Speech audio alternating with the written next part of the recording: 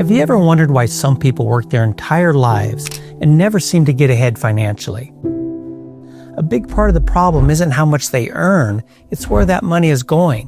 One of the most important things you can do to build real wealth is learn how to invest your money wisely. When you invest well, your money starts working for you, so you won't always have to. That's what creates freedom, more time with your family, your passions, and the lifestyle you actually want. But here's the catch. A lot of people pour their money into things they think are investments, but they're really just a financial trap. So in this video, I want to walk you through the 10 of the worst offenders, things that look shiny on the surface, but quietly sabotage your financial future. The first one, timeshares. You're on vacation, offered free show tickets or a fancy dinner just to sit through a quick timeshare presentation. The pitch? It's sold as an investment. But it's not. You're not buying real estate. You're buying the right to use a property for a week or two each year. And getting out? That's the hard part. Most timeshares plummet in value the moment you buy them and often resell for just 10 to 30% of their original price, if you can sell them at all. Many owners end up selling them for just $1 just to escape the rising annual maintenance cost. Timeshares are a glossy trap wrapped in vacation dreams.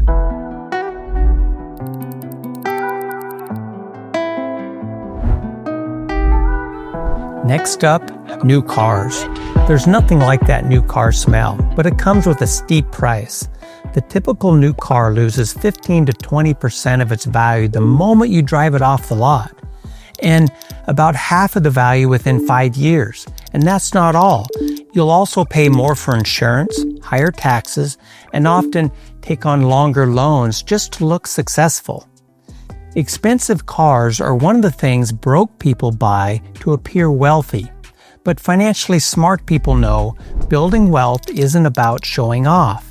It's about protecting your money and helping it grow, not throwing it at flashy things that lose value the moment you own them.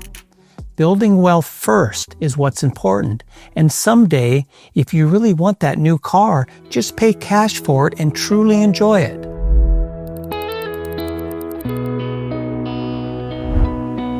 The third thing, overpriced degrees. There's nothing wrong with pursuing higher education, but not all degrees are worth the price tag.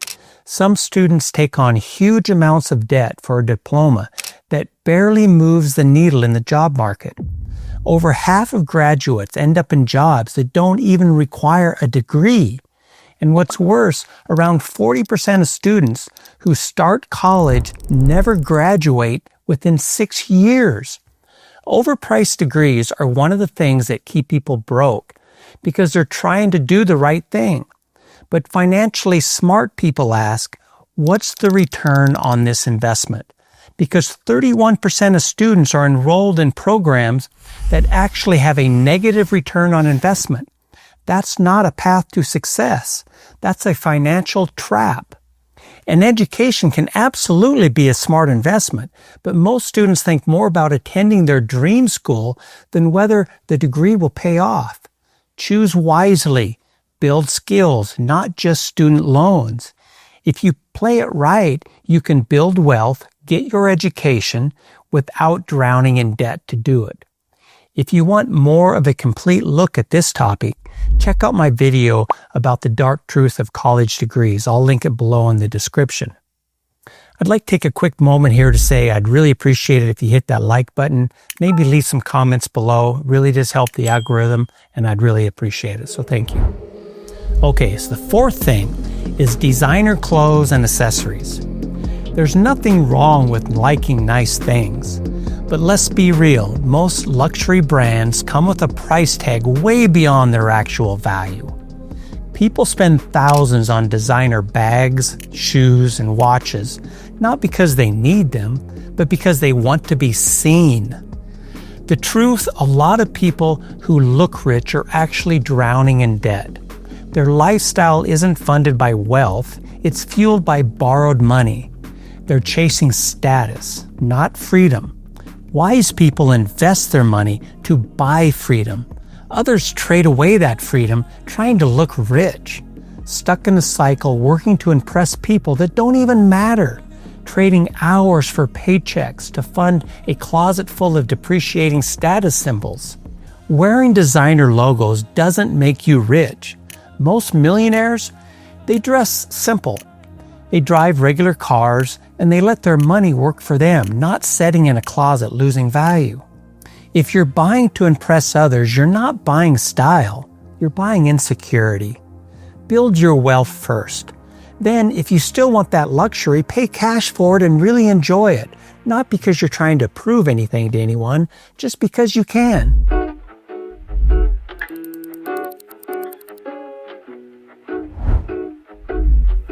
Next up is lottery tickets. Lottery tickets are the ultimate trap dressed up as a dream. People spend hundreds, even thousands, hoping to hit it big overnight. But the odds are crushingly against you. The chance of hitting the Powerball jackpot, it's about 1 in 292 million. The lottery is not a strategy. It's a fantasy, and it's an expensive one. In 2024, Americans spent about $125 billion on lottery tickets, more than we spend on music, movies, sports, and books combined. And who's buying most of those tickets? It's not the wealthy people. Lower income households spend about $400 per year on average, while higher income households spend closer to $100. To put that in perspective, the Federal Reserve reported that 37% of adults would not be able to cover a $400 expense. Many are gambling money they don't even have in their savings. And in the poorest 1% of zip codes, people are spending nearly 5% of their income on lottery tickets. That's heartbreaking. It's why the lottery has been called what it really is, a tax on the poor. If you really want real financial freedom, don't gamble on luck. Invest in yourself. Save and invest consistently. Don't spend your money on tickets. Build something that grows.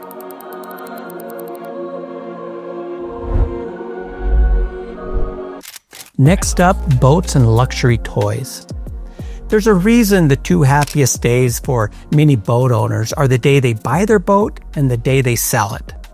Boats, RVs, jet skis, these big-ticket toys promise freedom in a brochure, but in reality, they're floating money pits. The moment you tow that boat off the lot, it can lose about 20% of its value. Then come the storage fees, insurance, gas, winterization, repairs, loan interest. Year after year, these toys often cost more than just renting one a few times a year. And let's be honest, most sit unused 90% of the time, while you're paying for them 100% of the time. People justify the purchase by saying they're making memories, but memories shouldn't come with monthly payments and year-round expenses. Build wealth first. Then, if you still want the boat, pay cash and let it be pure fun, not a financial anchor. Because toys like these can quietly sink your ability to save, invest, and build real financial freedom.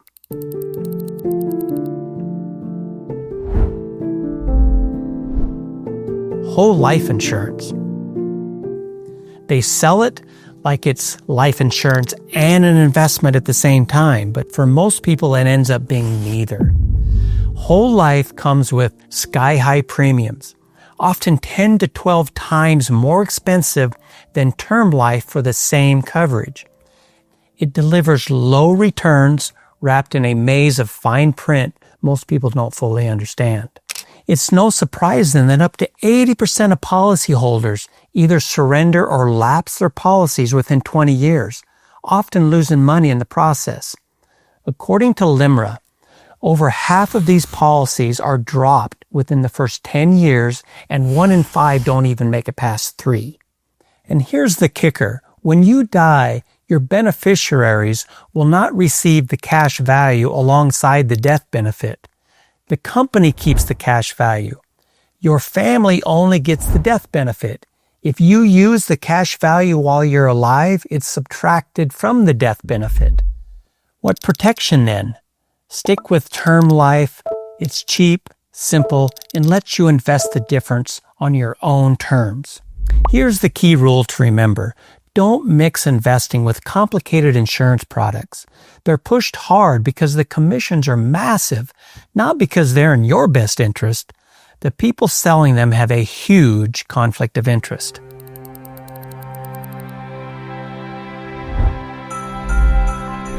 Number 7, a second home or vacation property. It sounds like a dream, a peaceful cabin in the woods, a beach house getaway, or maybe a place the whole family can use for generations. But in reality, it's often just a second mortgage, a second set of repairs, a second round of taxes, insurance, utilities, and maintenance headaches. Unless you rent it out regularly, which comes with its own headaches and risks, it's probably sitting empty about 90% of the time while it's draining your wallet 100% of the time. And if you rent it out for more than 14 days a year, the IRS may treat it as a business. That can trigger tax obligations, require detailed record keeping, and complicated deductions. It becomes part investment, part personal use, and a hassle that you didn't expect. In many cases, you'd be better off renting a luxury place a few times a year and investing the rest of that money into assets that actually generate income instead of expenses. The bottom line, a vacation home isn't an investment unless it cash flows, and most don't. It's simply an expensive luxury sold as a lifestyle upgrade, but it often turns into a financial downgrade. You want freedom? Invest in assets that pay you, not ones that tie you down. Here's one that traps a lot of new investors: penny stocks. They're cheap, exciting, feel like a shortcut to striking it rich. But that's the bait. In reality, most penny stocks are cheap for a reason. They're tied to unproven companies with shaky financials, little to no revenue, and sometimes there's no real business at all. They're highly volatile, easily manipulated, and often used in pump and dump schemes by fraudsters, while unsuspecting investors are left holding the bag. And here's the brutal truth. While reliable estimates are hard to come by, most experts say around 99% of penny stocks are eventually worthless. These are not investments. They're speculation. They're more gambling than anything that resembles building wealth. The bottom line, if a stock costs less than a slice of pizza, there's probably a good reason for it. And it's not because Wall Street hasn't discovered it yet. You want to grow real wealth? Stick to proven companies, index funds, and strategies that build over time, not gambling bets that blow up overnight.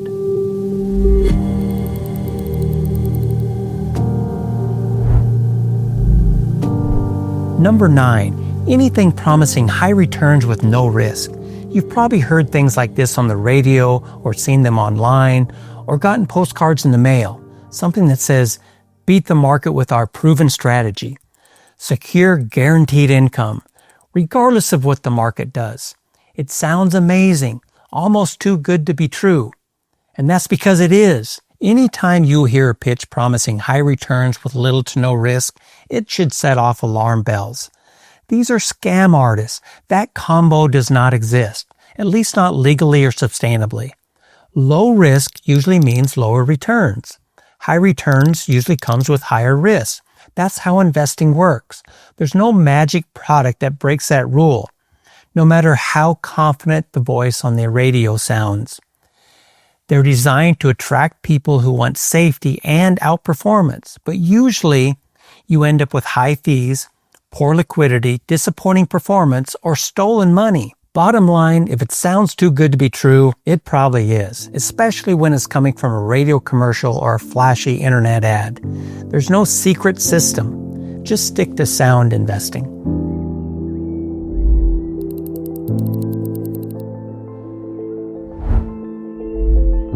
The The last one, expensive weddings. Weddings are supposed to be one of the happiest days of your life, but for many, it turns out to be one of the most expensive days and one of the biggest financial headaches. Much of that pressure comes from family expectations, social media, and the wedding industry upselling. Too many people worry about impressing their guests. The average wedding in the U.S. now costs over $35,000. That's a down payment on a house or a serious boost to your retirement savings. That $35,000 could grow into over $600,000 in 30 years and over $1.5 million in 40 years. What's worse, many couples start married life buried in debt from their wedding, setting a tough financial tone from day one. Do you want a stronger financial future? Invest in your marriage, not a day that's over in a few hours. So remember, if you want financial freedom in life, it's not just about how much income you earn. It's about where you choose to put your money. Too many people stay stuck financially because they get tricked into buying things that look like assets, but they actually keep them struggling instead of helping them grow their wealth. The key is focusing on cash flowing investments, things that appreciate over time, and assets that can truly provide financial freedom. Drop me a comment below to let me know what you think of these 10 things and which ones you think I missed. Thank you for watching.